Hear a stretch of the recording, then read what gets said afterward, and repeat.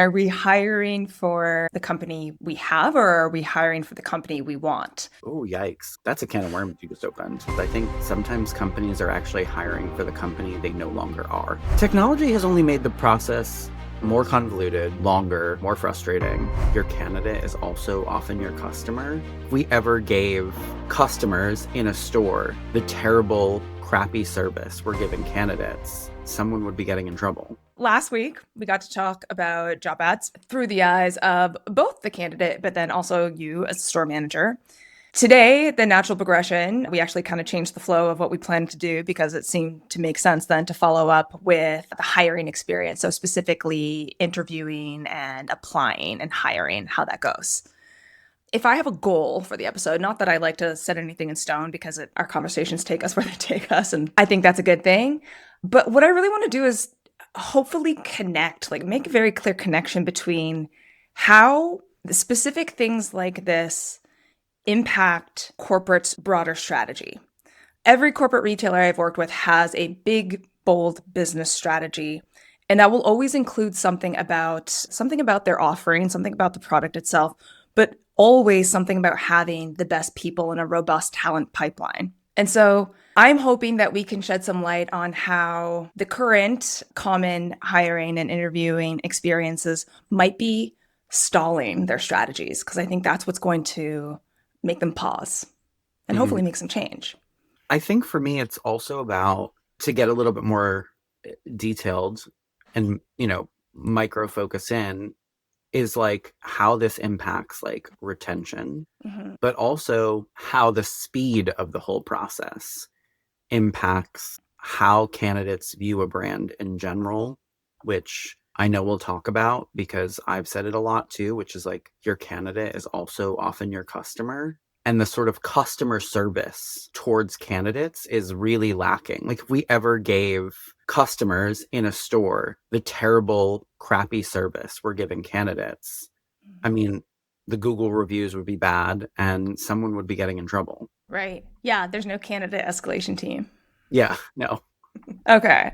So I think it makes sense if we try to walk through the hiring process from basically like first click to first shift Mhm. and look at it from all sides. So I know you have experience from a candidate perspective. I know you have store leader experience from this. And again, we'll try and connect the dots between why it should matter to a VP and what they might be able to do differently to make it better, which ultimately will again help them achieve the strategy that they've worked so hard on. So we talked about job ads a lot. I imagine the next step is preparing your resume and or applying online. Sometimes it's both. I know that's horrible, right? Like you submit your resume, but then you basically have to copy and paste each part of it into little sections on a web form. I don't, because I don't, if I see that you do that, Yeah, I don't care who you are. I'm not applying. lesson one right there. Okay, so how does it typically work? You've read a job ad, you've decided you wanted to apply. What do you do next? Yeah, I mean, there's now one of the more nefarious things about the hiring process is now there's more ways than ever to hire, but no transparency to see which way you should be hiring or if the business even has a preference. Because now you can quick apply on LinkedIn. You can apply through Indeed, or you can apply directly through their website. I mean, if I could give candidates one piece of advice just right from the jump on this is even if you see the ad on LinkedIn or see it on Indeed, don't click apply through there. Go to the company website, go all the way down to the careers page, who we are, what we do, all that jazz. Click 72 different buttons until you get to the job page and apply for the job there, How come? because that's going more directly to someone. Gotcha. But yeah, so the process is basically that, choosing which avenue you're going to apply. And then depending on the company, there is a whole rigmarole of, hoops and loops to jump through in terms of like attaching your resume. Some places require a cover letter in 2025 that no one's going to read. And what's funny is I've twice just attached my resume again to that thing and have still gotten interviews. So I'm like, well, that's proof that no one read that. Good for you guys. Matt's little test, you failed. And then also just answering whatever standard, legal questions they have to ask. And then you get your little confirmation email and you wait. What do you think happens to your resume next? Well, it's really interesting because having seen it from a store manager side, one company I work for, you could see their availability because that was a question they had to answer. So you could see that, you could click their resume, but before you even clicked it, you saw literally like name and then days of the week and when they're available. And then I know for another platform I've used, it actually rated the candidate. Obviously, it's some sort of like algorithm AI something that's basically looking for keywords in the resume. And it's basically telling you like this is like an 80% match or a 90% match. I will say clicking on it made me realize that those candidates, it's mostly a title match, quite frankly. So if you've applied for assistant manager and you've been an assistant manager multiple times, it's going to tell me you're a strong candidate. If you have roles where you were called something else, but you did that same job, it's going to tell me you're not really a match, even though you probably are. But yeah, I would say that every company is different in terms of how they throw it, but usually it's just one big mosh pit of papers to click through. That was kind of my question is like, are you just playing the keyword game? Mhm. Or are you actually trying to write something personal and real that will turn a head, that will turn a human's head? And does it even really matter at this point? I mean, is a human reading these things? I mean, I think for most companies in retail, a human is reading them, Hmm. but often based on a computer's first pass. I can't speak to all retailers, but I don't think anyone's like, I've heard people who are like, well, if you don't put this keyword, it's not going to make it through the system. And then your application is like gone or something. Right. And for legal reasons, I just know that can't be true because most companies, like when we had paper applications back in the day, I miss them terribly. Yes, Mhm. I am that person. Legally, most companies made you keep all applications for like a year or two for like legal reasons. So like your application does not just get like thrown into some like digital underworld that no one can Right. ever see. It's just whether, if there's leaders looking at like a job rec that has 50 applications and the computer said 10 were the best. I mean, if you were the 50th worst, yeah, maybe a human isn't seeing your application. It also depends on what quality of candidates are those top 10. Because sometimes the computer tells you, here are your top 10. And as someone who recently went through a lot of interviewing, those top 10 were not top 10 anything.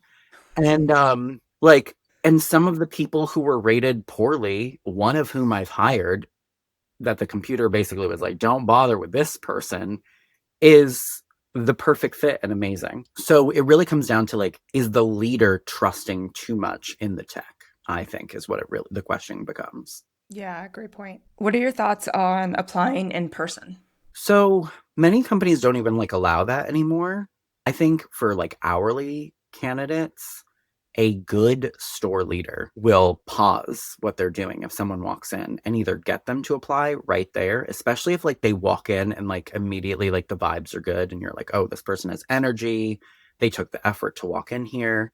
Yeah, do you want to apply right now? Go to this website, click apply, and like, I mean, when I was at Starbucks, there were a couple of times that I was like, do you have 30 minutes now?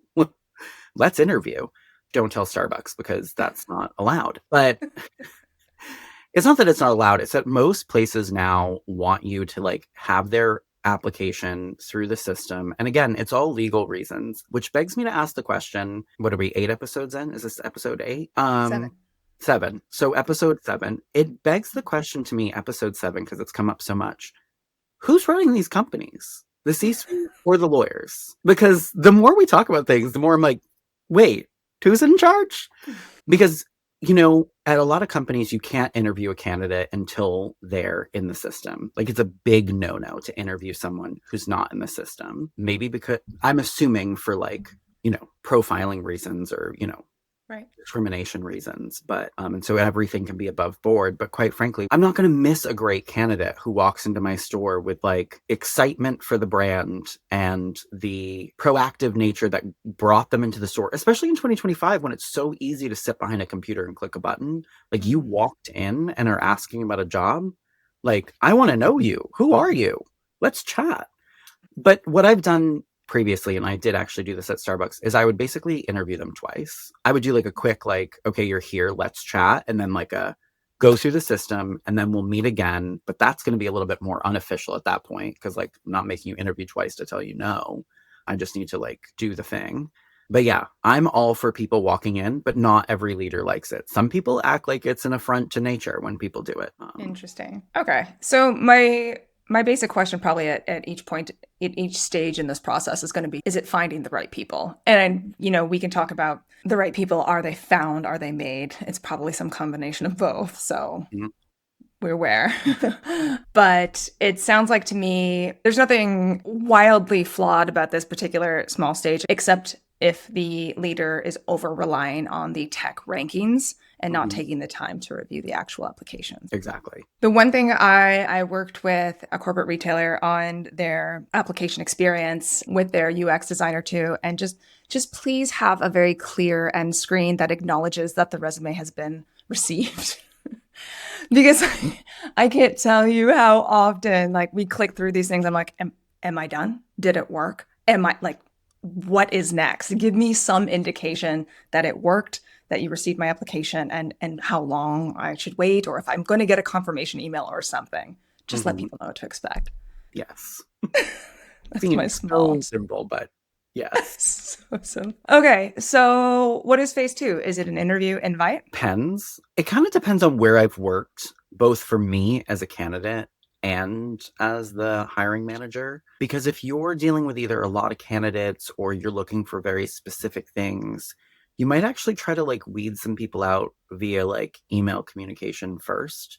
And actually, in my most current role, I really appreciated that they did that with a recruiter asking me a series of questions via email.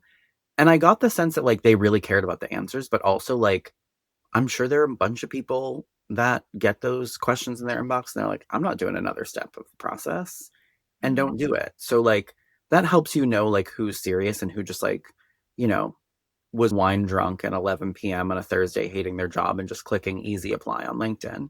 Um because that's the other problem with making it easier to apply is you definitely get a lot more people who are unserious about the role or the job or the brand, etc. But yes, the next step would be like maybe a quick like screen to ask some clarifying questions. Like I for me as the hiring manager, I put it in the same email sometimes like, do you understand XYZ? Like is that something you're looking for? If yes, would love to meet with you. Here are the times. Right. How about prep? How do you prep? Oh, let's start with you as a candidate. Mhm. How what does your interview prep look like? My interview prep looks like I'm going to know what your CEO ate for lunch last Tuesday. I'm going to know their dog's name, what grudges they hold from high school. I'm going down, I'm digging deep. I want to know everything. And for two reasons. One, I want to be prepared for the interview, but two, in doing that research, I want to love 95% of what I find. And because of the advent of podcasts, a lot of executive leaders and CEOs of companies have been at least on one episode of a podcast somewhere. And getting to listen to them is, even though I'm never going to interact with them, it tells me a lot about the brand, how they talk about their experience. And is it just some like CEO bro like basically bragging on some podcast about like how he's like optimized his schedule and wakes up at 4 a.m. to like go to the gym and like eat clean, and that's how he performs best as a CEO? Because you can probably count me out if that's the case. But yeah, I really go on a deep dive as a candidate. I want to know everything there is to know about the brand, the culture, the values. I'm kind of curious what resources you're provided as a hiring manager. So like do you get guidance from I don't know, like, corporate or whatever, your leader, whoever. Yeah, okay. The lawyers are involved, Becky. Oh, it's the They have lawyers. they have questions they need me to ask. But no, I have, in all seriousness, so some companies, like say a Starbucks, have very specific questions you have to ask. And then you have to take notes on the answers provided in the moment. So yeah, you have to like have your iMac out in front of the candidate's face and like be half engaged because you have to take notes. And then other companies have like, here are, a bank of 30 questions that would be helpful. You don't have to ask them all, but like, here's Okay. what that looks like. And then obviously, I think every leader, well, I hope no, not every leader doesn't do this. Why am I saying this? I ask my own questions as well, but I don't think Mhm. all leaders do. I think they're like, okay, these are the 10 questions I got to ask. And I think depending on someone's experience, like there's more I want to know, and not so like, where do you see yourself in 5 years? Yeah. When large retailers have big strategy changes, business strategy, do you hear about that at all as a store leader? I would say once it's like finalized, yeah. Because it Okay. usually has like a snappy name, like Yes. Reinvigoration 2026. Um, Yes. Yes, it has a name. It has its own brand. It has like yeah, a, yeah, yeah. yeah. So yes, we do hear. Yes. And then does it ever get developed enough where it reaches you as a store manager when you're hiring to help you articulate these are the kind of people who we know we need to make this strategy come to fruition? Interesting question, actually. I don't think anyone's tied that thread through. Hmm. I think sometimes you have like an implicit understanding of like, okay, this is the direction we're now heading. And in order to head in that direction, here's like the kind of skills and areas of focus that I need a candidate to have. And so you kind of make some loose connection, but I don't think a brand has ever like, and now we're doing like, you know, Reinvigoration 2019. And that Hmm. means, please look for candidates who are ready to reinvigorate the brand. Well, it begs the question, are we hiring for the company we have, or are we hiring for the company we want? And maybe that's not a big gap for a lot of companies. Oh, yikes. That's a can of worms you just opened. Because as you asked me that question, the thing that comes to mind is I think sometimes companies are actually hiring for the company they no longer are. Same So here. never mind hiring for the future. We're like hiring what we used to be because we haven't updated what we look for. Yes. But I wouldn't even say it's current sometimes. Sometimes it's like still behind. So then you're hiring people and then you're like, well, that's actually not. Now I need to train you to be something different. Yes, this is exactly what I was trying to kind of like dig into, pinpoint. Because I think really what I would love to get across is the quality, right? Just to speak to the VPs who might be listening, the VP of HR, the VP of Ops, the quality of every quarter's results can quite literally start with the quality or the experience of every hire.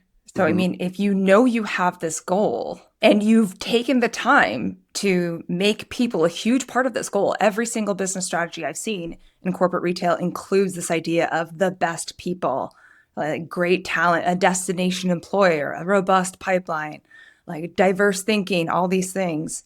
Wow, I was just triggered. All those buzzwords. And this is what operational engagement is all about, right? Is like making that strategy come to life through the things that happen day to day in retail. And that's kind of what I want to get to with this interviewing thing. And I think my side tangent to Yeah. this is that companies just need to be faster about a lot of Hmm. things and more agile just in general. And I hear that word a lot in retail. Like we need to be more agile. We need to move quicker in the marketplace or whatever, corporate slogan makes everyone feel good about themselves at night. But my thing is like, so you've come up with this beautiful strategy, Reinvigoration 2019, and it has its own brand to your point. Hmm. And now we're launching it. But if you've changed none of the policies of the company, daily operations of the company, or who you're hiring, like nothing is actually going to change because it's just this poster you've slapped in the back room, which we've talked about this a lot. Yeah. And my thing is, I think the pressure, this is where I get a little bit tough on corporate employees because I think as a field employee, our turnaround time for a lot of things is very quick. Yeah. Like the expectation that we move with agility is, I mean, that's like a not, it's in like every job ad. Speaking of which, like, are you agile? Hmm. Can you jump through many hoops? And so, like, we'll have a 48-hour turnaround time. And my question is, why doesn't the hiring team, the lawyers, whoever is involved in creating the job ad and creating the interview and who we want to hire? So you've come up with this brand strategy. I mean, why aren't you looking at that team as a C-suite employee and quite frankly being like, you have 1 week and I expect all of these documents to be changed because when we launch this in stores, we're changing how they do everything because we actually want change. Because that's what's missing. Because oftentimes what you'll hear is we have this new strategy, Reinvigoration 2019, and we are working on updating A, B, C, D, E, F, G. And in stores, sometimes you don't see those updates for 3 or 4 quarters. Mm-hmm. And quite frankly, I'm like, and sometimes you get them and you're like, so you changed 2 interview questions and that took you 3 quarters? I mean, if that was me as a field employee, that wouldn't be an acceptable turnaround time. So I'd love to know why it's acceptable for you sitting at a desk. It's a real question I have.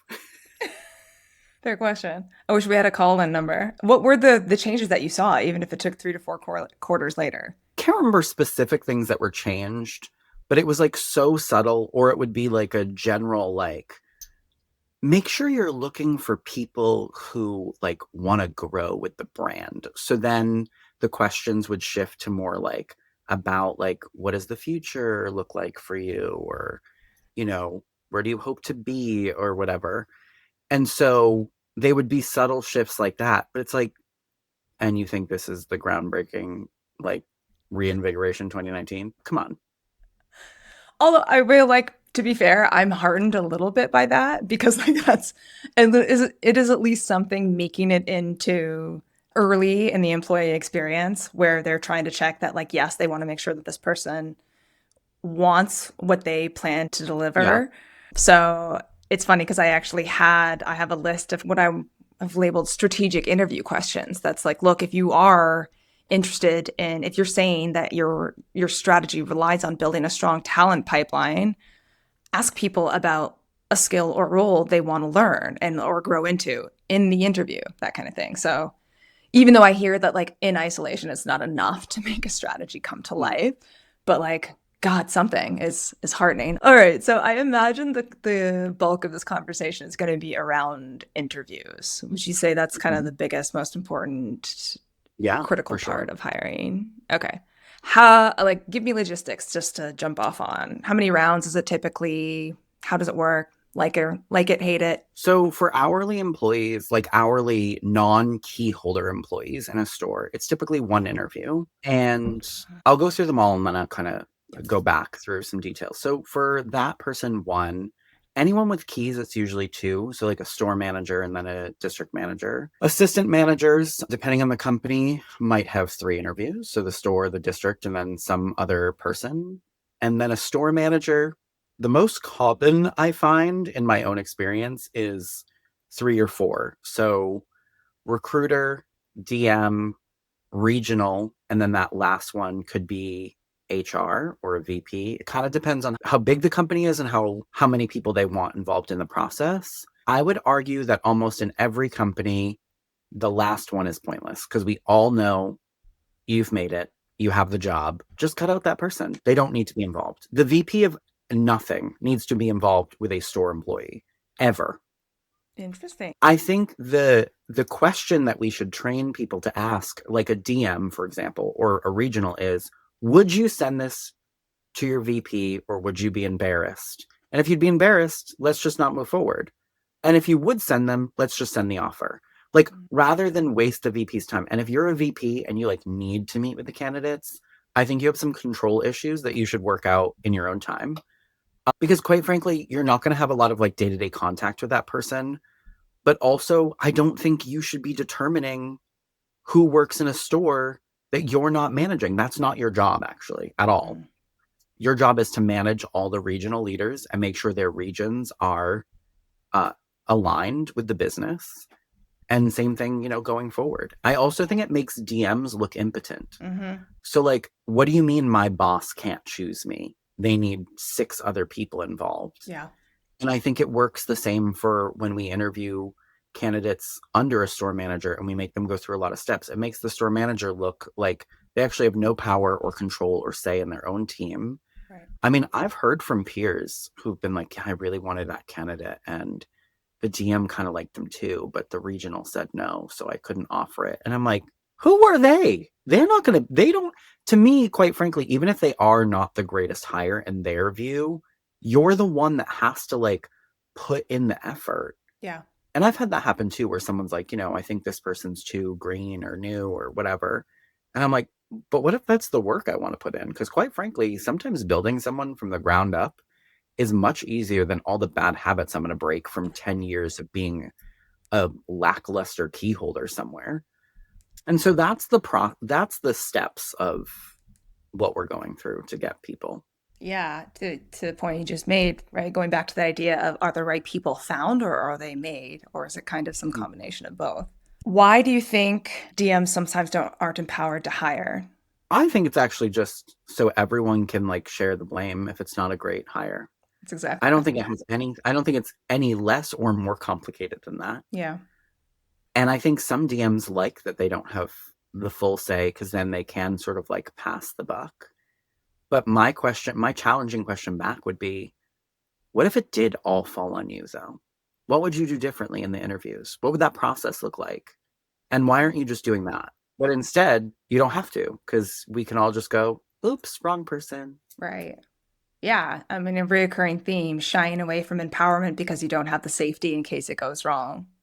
Hmm. And then also, I think another reoccurring theme is you don't have the clarity on really who the company needs Hmm. because the strategy isn't that visible. It isn't translated down to inform the hiring process on a store level. So it's a bit of a guessing game as well. And I think people overvalue certain attributes of candidates and undervalue other ones. So, like, business acumen is a good one. Hmm. I don't think that that's an important skill in a candidate. In an employee, it's a super important skill and everyone better have it.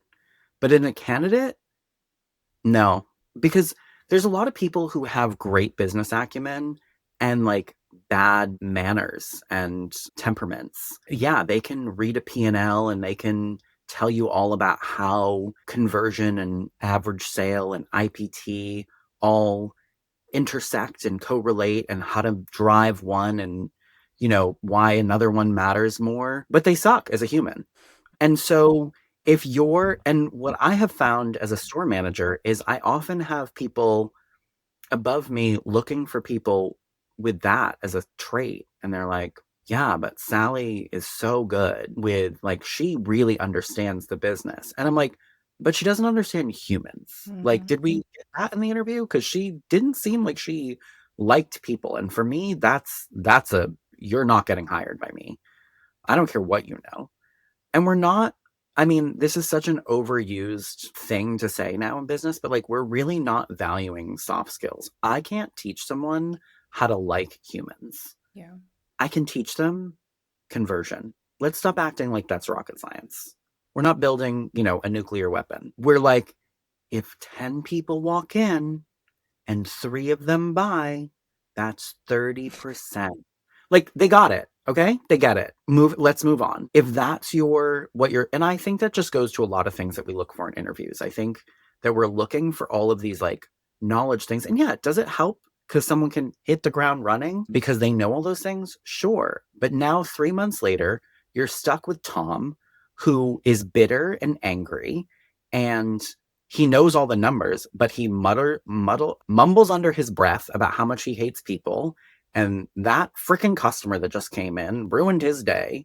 But yay, he knows KPIs. Yeah. And his are going to be crap. Yeah, yeah, because he doesn't understand people. But I bet Hmm. you he can talk his way out of them being crap Hmm. because he's smart enough to use the numbers to advantage. Jeez. All right. So how do you weed out the toms in your interview questions? Let's talk interview questions. Sure. I think Hmm. some of it is just really just having a real conversation with people and like dropping the corporatisms. Like I ask all of those questions I like legally have to ask. You're welcome, lawyers. Um, when we eventually get popular enough to have like sponsored ads, I really just at this point, it just needs to be a law firm. And so, so I ask all those questions I'm supposed to ask, but I then like sort of the last half of the interview, which for me, I do hour interviews. I just do. That's if you're meeting with me, we're chatting for an hour. Um, Becky's nodding knowingly for all We the know people. this. Yeah.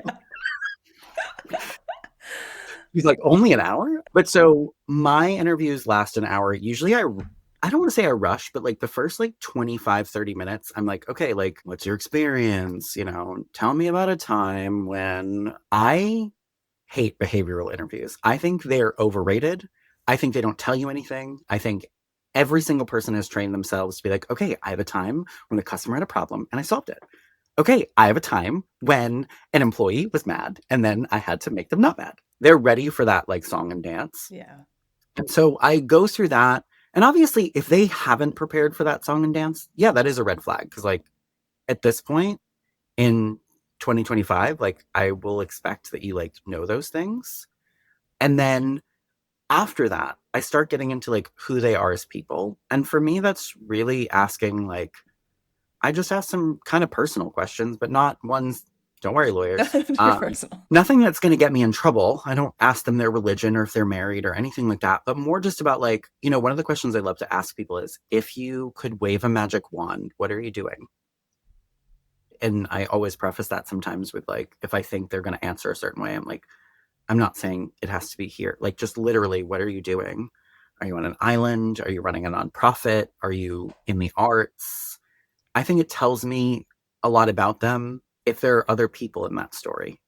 Are they living on an island and like they're like, and I'm just eating bonbons on an island?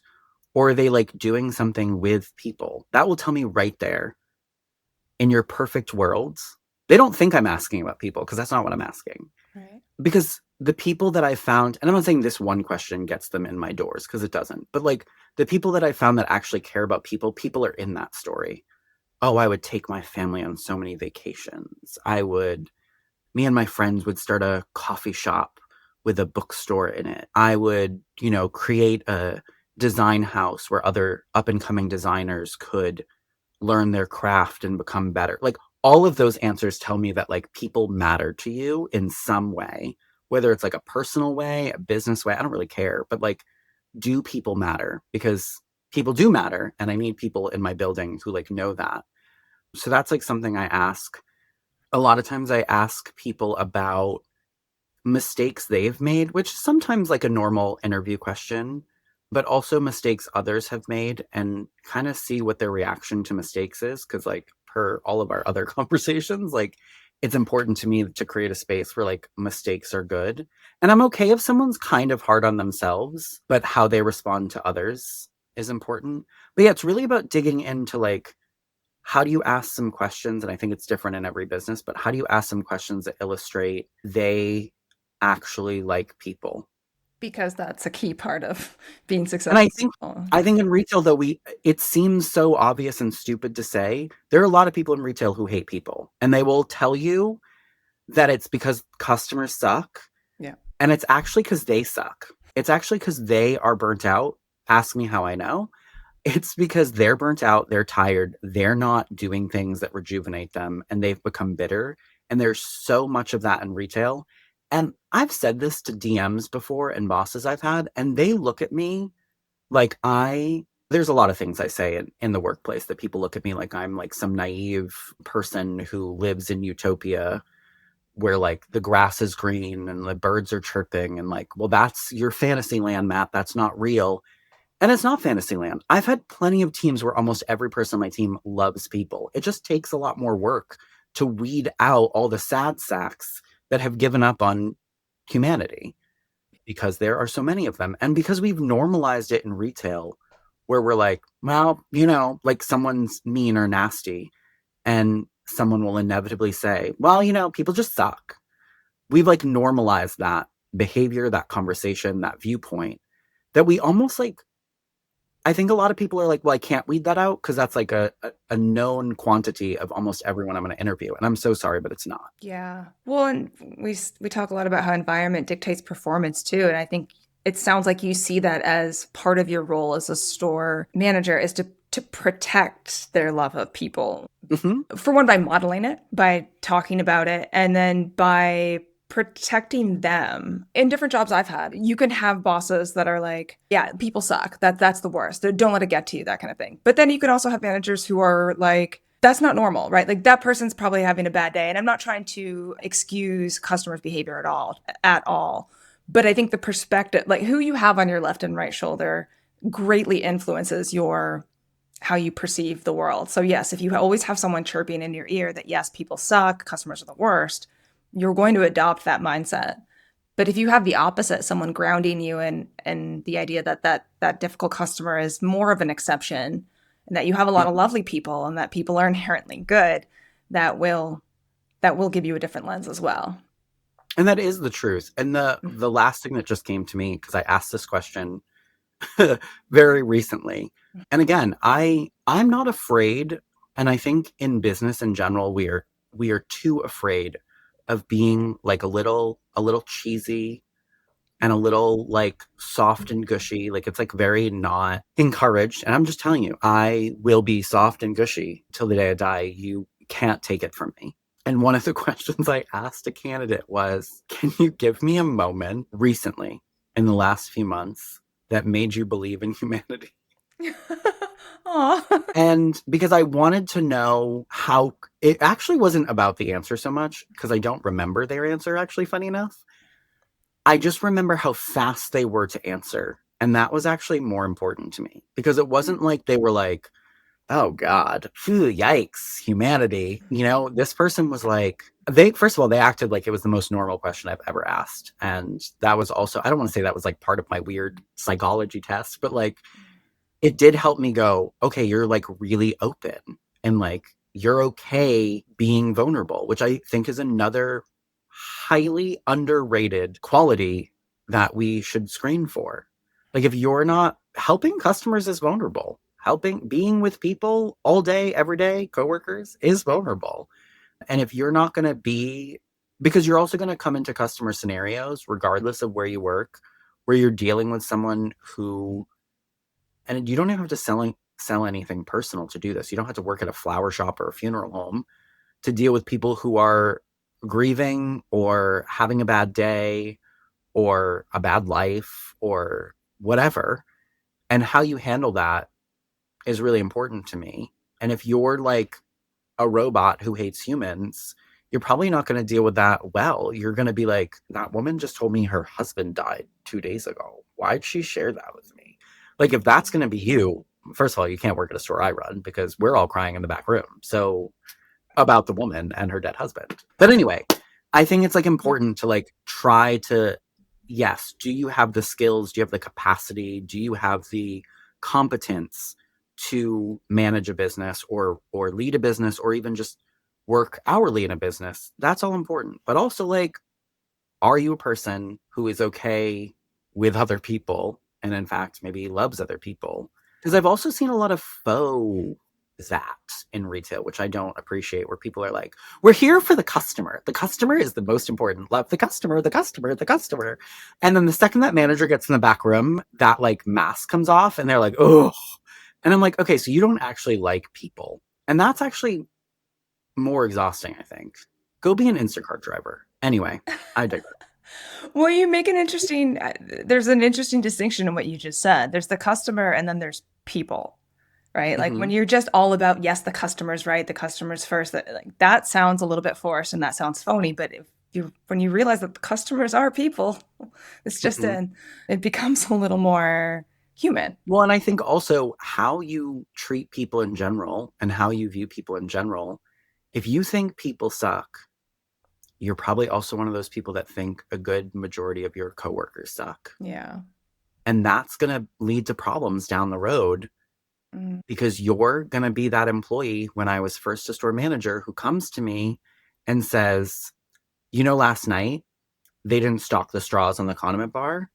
And I'm going to look at you and I'm going to go, in the time you just told me that, you could have put straws on the condiment bar. I'll never forget that day. Mostly because I was like, why are you wasting my time with this? But it's like, those are the people that if you don't weed out, they're going to also impact the other employees' experience in the job. Yeah. Okay. I feel like you've given us some really interesting ideas for interview questions that would out or help indicate whether or not someone is going to be happy in the industry, almost like just helping people. It sounds like there's like almost a servant mindset to like all the examples you gave, right? Would be like helping family, helping people. When I asked about, are we hiring for the company we have or the company we want? You said we don't even hire for the company we have. We're hiring for the company we had 4 years ago. Let's say the company says, all right, store managers, this is the vision we have. This is what we know we need from our people. Here's what we need. How will this inform your hiring? We talked about the idea of building a strong talent pipeline. And so maybe asking in the interview, tell me about a skill you want to learn or a role you'd like to grow into, whether or not that's something you can provide. So that way you get to evaluate maybe their ambition, their alignment to your growth culture, their potential for internal promotion, things like that. How about something values based? So inevitably, most of these business strategies I've seen say something like maintaining our culture, our values based culture. What could you ask? Let's say community is a pretty given one in retail. Mhm. So corporate is saying, as part of our strategy, we need to make sure we have people who really care about the same values as us, especially community. I think asking very like specific questions about how they would handle, every community has some level of diversity. And you can't ask a diversity question straight on, in my opinion. You kind of have to go a little sideways. But I think one of the, you could ask someone if a customer comes in and they speak no English, what do you do? Have you ever helped someone who's blind? Do you know what to do? I bet you, first of all, I bet you most people don't know what to do. But like asking them questions that like really, because also watch their face. Like what is their reaction when you say someone doesn't speak English and they're coming in? How are you helping them? Because that will tell you a lot right there. Right. Because I also think, again, shout out to the lawyers, there's the questions that have been carefully edited so that we don't ask anyone anything that could get us in trouble. There's all of the questions that we should never ask someone because we don't want to, we all have some sort of implicit bias. Mm-hmm. And we don't want to ask those questions that are going to bias us away from a candidate or toward a candidate that we shouldn't because they're too like us or whatever. But there's a huge swath of questions in between that are perfectly acceptable. And me asking someone about a park or their belief in humanity is not a legality issue. I'm not asking them about their marriage or their religion or their age or where they went to school. I'm just asking them, are you a person and do you care about the world around you? Mm-hmm. And quite frankly, to just put a super fine point on it, if the lawyers and the powers that be ever decide that those questions are not allowed because they are too personal, get me the hell out of this industry. I'm never coming back. Boom. Fair Sorry. enough. Okay, another thing that would never inevitably be on a business strategy that I'll see is something to do with the product, right? Like whether it's grocery retailer, clothing retailer, for whatever it is. Do you ask questions about the candidate's excitement, experience with passion for the product? Because Yes, every time. okay, That's a non-negotiable for me. yeah, And it's not that it doesn't need to even be there. They don't need to like, I'm not going to be like, sell this pen to me, but I want to know that they're here for a reason mm-hmm. and that they can somewhat deal with is the wrong word, but they can somehow find love in what they do every day. And part of that is like, I think it will make them a better employee. And part of that is speaking from experience as someone who has worked places where they didn't love the product as much. And it's an uphill battle internally because then you have to find all these other things you love about your job. Right. And if you don't love the product is actually a great default to fall back on. Like corporate sucks, customers are mean to me, whatever. All of it's gone awry. But you know what? These jeans make me happy. So it also tells me about like what their research, because I don't care if they've been a customer for 20 years or like they just saw the job posting and then Googled the brand and then we're like, wow, this is actually really cool. I'm actually really intrigued. In fact, sometimes I like to have a mix of both because having that like new fresh is fun. Mm-hmm. But yeah, I always ask about the product. That's kind of a non-negotiable. Are you always asked about the product when you interview? Yes. That's good. I mean, I don't know if I've always, maybe not specifically the product. I think I'm being general when I say this, but as a store manager, you're always asked about the brand. Okay. I wouldn't say specifically about the product. And, they are different. Okay. Anything else you want to touch on in terms of interviews? No, I don't think so. All right. Well, then, because I think probably next time we'll talk about the idea of like pre-boarding and what happens in between acceptance and actually your first day. I guess now it's kind of just, is this the right process? I know you brought up time a couple times during this conversation. I think that's the real crux of the issue is the speed with which we can't move. I mean, technology is supposed to make everything more efficient, faster, better, shinier. It's supposed to improve our lives. And from my perspective as a hiring manager who has lived from paper application, in my earlier career, I worked somewhere as we were transitioning to online Mhm. like application. So I've actually seen the full process like change. Paper, I-9s, the legal document in the US we have to do, Mhm. to now digital ones. Technology has only made the process more convoluted, longer, more frustrating, hasn't made anything easier for either side, candidate or hiring person. Because if an hourly employee walked in even 2005, 2006, they would fill out a paper application right in front of you. You could maybe do an interview on the spot.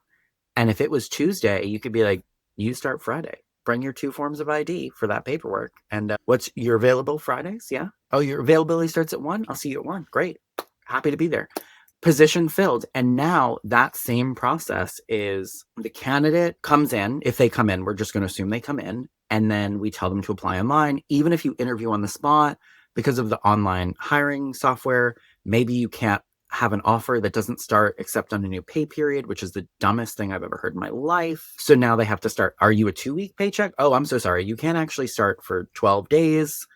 And if that candidate shows up in 12 days, which hopefully they do, you've now gone all of those more days without an employee. Now you still have to train them. I mean, so you're talking a month before you go from like needing someone to like having someone that's even like somewhat proficient at anything in your business, versus 20 years ago, that same timeline could be 6 days of now they're proficient because they started on Friday. We just sent them through the weekend. They already know how to ring on the cashier. They just got their first credit card.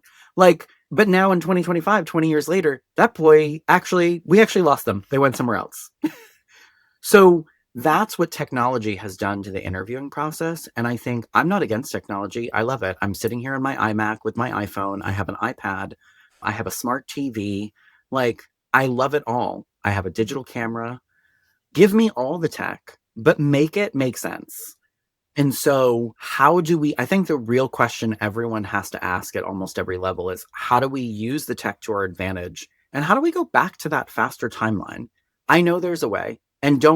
If some IT person is going to tell me there's no way to make it happen, then we need to find new IT people. This goes back to like the pressure on some of the internal corporate teams needs to be a little bit more intense.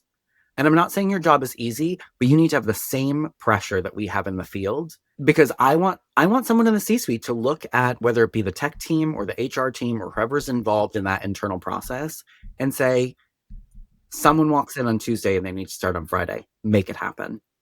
Make it happen. I know it's possible because I've worked, I think, exactly one place that we could move that quickly digitally. I mean, it was still a pain. There were other problems, and we'll talk about it more when we talk about pre-boarding and onboarding, because Mhm. that's where the hiccups came. But there's a way to make it happen, and we're also losing candidates because they're either going somewhere faster that can move faster, or they're going to like a local business, which is like fine, good for them. I love supporting local business. But as a business leader of someone who's not managing a local business, like I want my candidate back, Yeah. because those places are either still operating in paper or because they're so small and don't have to jump through. Look for it again. I feel like we should have like a little noise, like we're like a bad radio show with like a pre-programmed keyboard. And every time I say the word lawyers, there should be like a weird ring, like some sort of sound effect. But like they're not dealing with that level of like bureaucracy, so they can move Mhm. quicker than we can. And again, just to wrap this up, Mhm. it's all about like how do we move quicker in this process. I think there are other things we've discussed that could be improved in terms of like interview questions, Mhm. and what does the application online look like? Could it be more streamlined? Do we really need people to enter their information 72 times? I think all of those are valid, but I think the bigger problem is time. Which is wild because there's so much discussion about urgency and butts and seats and, Mhm. like understaffing issues and burnout and all these things. So, yeah, you would think that somebody would have found a way to streamline the process at this point. But all the things that you talked about, this is just as you were speaking, right, like your iPhone, your iMac, your smart TV, those are all very user friendly, right? Mhm. Those fulfill the needs that I like. They do what I want them to do as a human. It sounds Mhm. like this process is not like user friendly, but it's not solving the problem you need it to solve Mhm. because it's taking too like it's actually losing people. The only person who's happy on this is boing is lawyers, because now I'm going to just do it. I'm going to make it a thing. The only person who's happy is because there's no missing I-9s, because when we were doing paper, Yeah. you had to like audit your paperwork, and if you were missing an I-9, you weren't like following federal law, so that's obviously an issue. Or people had Mhm. lost paper applications and you're supposed to keep them for like 2 years or whatever it is. And so now none of that can happen. So Mhm. the only person getting what they want in all of this is the people who are asking retail teams to be legally compliant. So again, I will ask, like, are we retailers, or are we all just like paralegals working for lawyers? Right. And I mean, we talked about too, right, the idea that your candidates are also your customers and that you wished that we treated candidates as like they were just as important as if they were customers. So if the candidate is the customer, is this timeline, is this experience acceptable? No, and it's what's really interesting is I know that companies can figure it out, because here's why. Mhm. I've applied to brands where their application process is really convoluted, right? I have to click too many things. There's too many screens. Again, I'm not sure, like, did my application even go through? You made me attach my resume, a cover letter, and not only fill in each job and timeline, but also like basically like asked me a question that would be answered on a cover letter. So like I've double done everything. But Mhm. yet, and here's the thing I know about IT teams. That same IT team who worked on that built your website. Tell Yeah. me why your website is so user friendly. You can take my money in less than 30 seconds. Add to cart, check out. Oh, you've saved everything. You remember who I am? Love it. Um, Yeah. so you figured that out from a customer perspective, but from a candidate perspective, you're like, whatever, they'll figure it out. I mean, I don't even know what the argument, I don't know what's happening in the corporate office, but it's definitely not like a focus to that process.